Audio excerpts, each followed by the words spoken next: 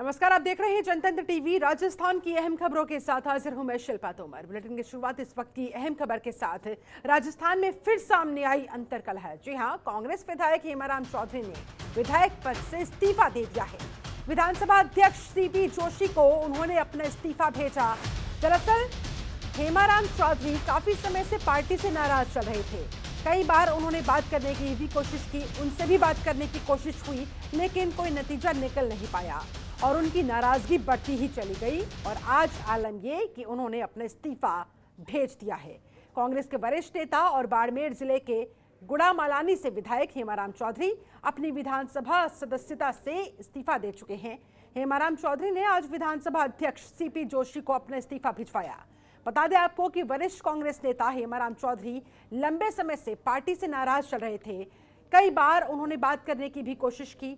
इसके अलावा पार्टी के आला अधिकारियों की तरफ से, आला नेताओं की तरफ से उनकी नाराजगी दूर करने की कोशिश हुई, लेकिन अंततः कुछ हल निकल नहीं पाया, जिसके बाद अपनी नाराजगी के चलते हेमाराम चौधरी ने इस्तीफा दे दिया।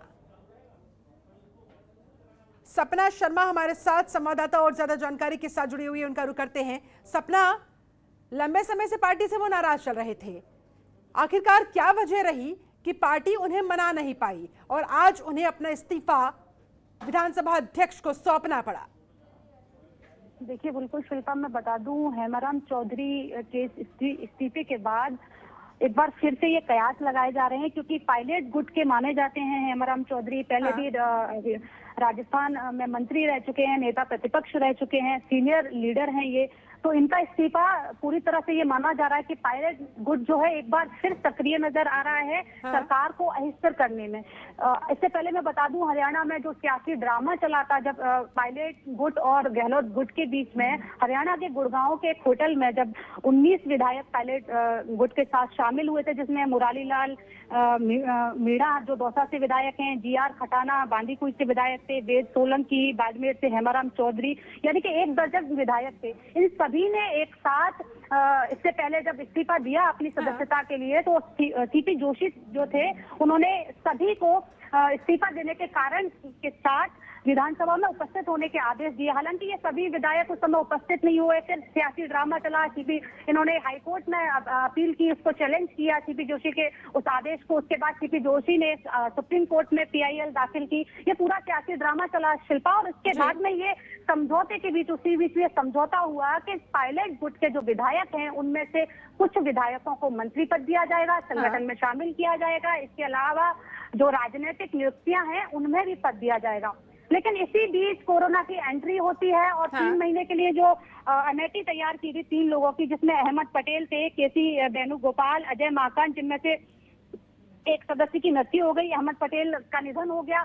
तो वो जो एक अपील की जा रही थी गहलोत पायलट गुट के लोगों की तरफ से, विधायकों की तरफ से, कि एक कमेटी जो तैयार की 3 महीने में उनको रिपोर्ट देनी थी। और इसी बीच शिल्पा एंट्री होती है, कोविड की एंट्री के बाद जो रिपोर्ट सौंपी जानी थी आला कमान को 3 महीने के भीतर, वो सौंपी नहीं गई। यानी कि जिन बिंदुओं पर समझौता हुआ मंत्री पद को लेकर या सदस्यता को लेकर, उन पर सरकार, गहलोत सरकार खरी नहीं उतरी, क्योंकि कोरोना की एंट्री हुई। और उस स्थिति में गहलोत सरकार के लिए चैलेंज हो गया कि वो अपनी सरकार को संभाले या इस स्थिति को संभाले कि कोविड की एंट्री के बाद लॉकडाउन हो गया। अब ऐसे में बीच बीच में हम इससे पहले भी जब बहुत बड़ा सवाल है कि कोरोना संकट काल की इस स्थिति को सरकार यहाँ पर संभाले या फिर अपने अंदर पार्टी में ये जो अंतरकलह है बार बार गुटों के सामने खल कर सामने आ रही है उसको संभाले। ऐसे में सपना, पायलट खेमे और गहलोत खेमे के बीच की ये लड़ाई ऐसा नहीं है कि पहली बार निकलकर सामने आई हो। ऐसे में जो हाई कमान है वो आखिरकार क्यों इस मामले को सॉर्ट आउट नहीं कर पा रहा है? आए दिन इस तरह की खबरें निकलकर क्यों सामने आती है, जिसकी वजह से यहाँ पर सरकार को ही फजीहत का सामना करना पड़ता है? देखिए, बिल्कुल शिल्पा, आपने बिल्कुल ठीक कहा। इससे पहले भी रमेश मीणा सीनियर जो कि मंत्री रहे थे, इसी विधानसभा काल में उनको मंत्री पद दिया गया था, मंत्री पद उनसे ले लिया गया क्योंकि वो पायलट गुट में शामिल हो गए थे। उन्होंने भी, जब आपने देखा होगा विधानसभा सत्र जब चला था, तो उन्होंने जोर शोरों से हंगामा किया कि एसटी एससी के जो विधायक है उनके साथ अच्छे से व्यवहार नहीं किया जा रहा। यानी कि एक गुटबाजी उस समय भी देखने को मिली। समय समय के बाद ये गुटबाजी मुखर होती हुई नजर आ रही है। लेकिन ऐसे में सवाल ये उठता है शिल्पा कि गहलोत सरकार के लिए एक बड़ा चैलेंज है कि वो कोविड-19 से लोगों की जिस तरह से मृत्यु हो रही है उसको बचाएं, आर्थिक स्थिति को सुधारें, या इस स्थिति को देखें कि पायलट गुट इस समय खेमेबाजी नहीं, गुटबाजी नहीं, बल्कि इस समय तो जनता की जान कैसे बचाई जाए हर एक नेता को ये सोचना चाहिए, और खास तौर पर अगर वो सरकार में है। चलिए, बहुत शुक्रिया आपका सपना शर्मा इस पूरी जानकारी को हम तक पहुंचाने के लिए। देश के दक्षिण और पश्चिमी राज्यों में चक्रवात ताउते बेहद भीषण तूफान में बदल गया है। भारतीय मौसम विभाग के मुताबिक दक्षिण भारत में भारी बारिश और तेज हवाओं की वजह से 7 लोगों की जान जा चुकी है, सैकड़ों घर ढह गए हैं। वहीं अब राजस्थान में भी इसका प्रवेश हो चुका है। आपको ये 3 तस्वीरें हम दिखा रहे हैं जिसमें बाड़मेर, जोधपुर और चित्तौड़गढ़ शामिल है। बात बाड़मेर जिले की करें तो रात भर यहां पर बारिश होती रही। वहीं बॉर्डर एरिया के गांव में अलर्ट जारी कर दिया गया है। बॉर्डर के 20 किलोमीटर एरिया तक तूफान से प्रभावित गांवों में बीएसएफ की 4 टीमें रहेंगी। मुस्तैद वहां पर टीमों को कर दिया गया। जोधपुर की बात करें तो यहां पर बीती रात से रुक रुक कर बूंदाबांदी देखी जा रही है, जिससे मौसम काफी खुशनुमा बन चुका है। हालांकि लॉकडाउन की वजह से लोग अपने अपने घरों में ही हैं। साथ ही ताउते तूफान से बचने के लिए जिला प्रशासन की तरफ से अनाउंसमेंट भी लगातार वहां पर करवाए जा रहे हैं। इसके अलावा चित्तौड़गढ़ की ये तीसरी तस्वीर आपके सामने। जिले में चक्रवात ताउते को लेकर पूरा प्रशासन अलर्ट मोड पर आ चुका है। इसे लेकर जिले के सभी जगह पर कर्मचारियों को लगाया जा चुका है। अगर जिले में तूफान को लेकर बरसात आती है या फिर तेज हवाओं के चलते कोई नुकसान होता है तो इसे लेकर भी विशेष व्यवस्थाएं की गई है। साथ ही चित्तौड़गढ़ में प्रशासन ने एक मॉक ड्रिल की और अपनी व्यवस्थाओं को वहां पर जांचा परखा कि किस हद तक वो तैयार है। तो 3 तस्वीरें इसी से जुड़ी आपके सामने। बाड़मेर, जोधपुर और चित्तौड़गढ़ से ताउते की एंट्री पर राजस्थान में अलर्ट जारी, तैयारियां सारी पुख्ता हो चुकी है। कहीं भारी बारिश हुई तो कहीं हल्की बूंदाबांदी की वजह से मौसम खुशनुमा बन चुका है। लेकिन फिर भी अगर तूफान भीषण रूप यहां पर लेता है, खासतौर पर जोधपुर में अभी फिलहाल ज्यादा भयंकर स्थिति नहीं है, लेकिन अगर ऐसी स्थिति उत्पन्न हो जाती है तो उसके लिए सारी तैयारी यहां पर हो चुकी है। बाकायदा टीमों को अलर्ट मोड पर कर दिया गया है। मुस्तैदी के साथ टीमों को उनकी ड्यूटी बता दी गई है। भारी बारिश के साथ तूफानी हवाओं की भी क्योंकि चेतावनी दी गई है। ऐसे में ताउते की एंट्री अब राजस्थान में, जिसके बाद पूरी तरह से सरकार और जिला प्रशासन के तमाम अधिकारी अलर्ट मोड पर आ गए हैं। मॉक ड्रिल भी यहां पर प्रशासन की तरफ से की गई ताकि अपनी व्यवस्थाओं को वो परख सके, जान सके।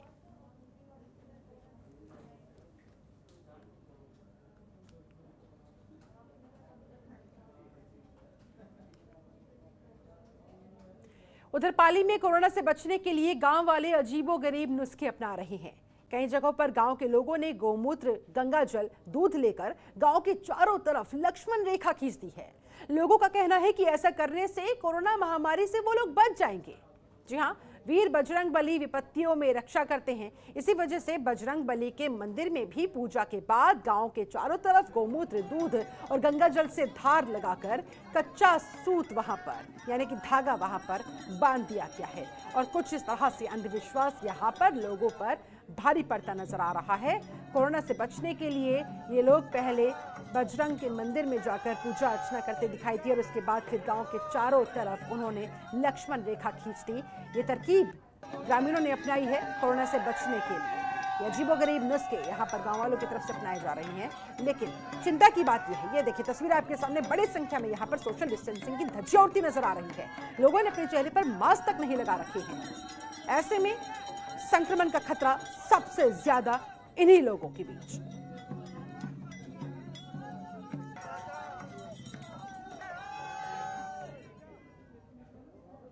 वहीं स्वास्थ्य विभाग की तरफ से बांसवाड़ा जिले में लगभग सभी सामुदायिक स्वास्थ्य केंद्रों पर डिजिटल एक्सरे मशीन तो स्थापित कर दी गई, लेकिन इसे चलाने के लिए रेडियोग्राफर की नियुक्ति नहीं हुई, जिस वजह से मरीजों को परेशानी का सामना करना पड़ रहा है।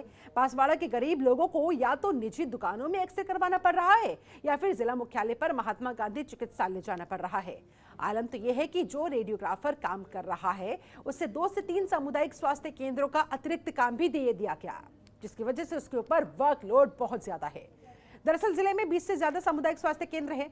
जब 2013 मुख्यमंत्री निःशुल्क जांच योजना शुरू की गई थी तब हर सामुदायिक केंद्र में रेडियोग्राफर मौजूद था, लेकिन वर्तमान में ज्यादातर जगह पर रेडियोग्राफर का पद खाली है। इसके अलावा मुख्यमंत्री निःशुल्क योजना में काम करने वाले संविदा कर्मचारियों को अब तक स्थायी नहीं किया गया, जो बीते 8 साल से मानदेय पर ही कोरोना काल में भी काम करने के लिए मजबूर है। तो एक्सरे मशीन तो लगा दी गई, रेडियोग्राफर लेकिन अब तक नियुक्त नहीं हो पाया, जिस वजह से उन एक्सरे मशीनों को चलाने वाला कोई है ही नहीं। मजबूरन लोगों को बाहर जाना पड़ता है, निजी सेंटर्स पर जाकर एक्सरे करवाना पड़ता है।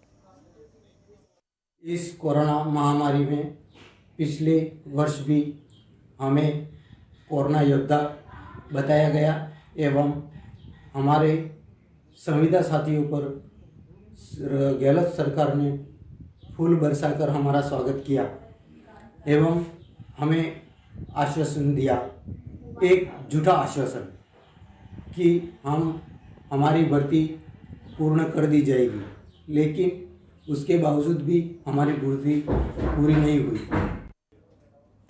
लगातार बढ़ते कोरोना को लेकर शहर के भामाशाह लगातार आगे आ रहे हैं। यहां पर भामाशाहों की ओर से जोधपुर के महात्मा गांधी अस्पताल के बने एक नए विंग में 5 ऑक्सीजन कंसंट्रेटर्स दे दिए गए। ये oxygen concentrators CM Ashok Gehlot के बेटे की पत्नी और आरसीए चेयरमैन की पत्नी हिमांशी गहलोत ने दिए हैं। इस दौरान हिमांशी गहलोत ने कहा कि इस महामारी में भामाशाह की ओर से सहयोग करने से ही हम इस कोरोना के खिलाफ जंग को जीत पाएंगे। साथ ही हिमांशी गहलोत ने कालाबाजारी करने वाले लोगों पर निशाना साधते हुए कहा, इस समय कालाबाजारी करते हुए लोग पैसा इकट्ठा करने की कोशिश कर रहे हैं, जो कि सरासर गलत है। लोगों को ये बात समझनी चाहिए। काल में जिस तरीके से डेथ रेट बढ़ती जा रही है, डेथ हो रही है, और इस बार ये जो काल आया है इसमें आप देख रहे हैं कि यंग जनरेशन की बहुत मौतें हो रही हैं और वेंटिलेटर ऑक्सीजन प्रोवाइड हो जाता है, पर वेंटिलेटर के नाम पे कहीं ना कहीं दिक्कतें आती हैं और वहाँ हम लोग अपने आप को बहुत असहज और बहुत अपने आप को मुश्किलों में पाते हैं कि हम उनके लिए कुछ कर नहीं पाते हैं।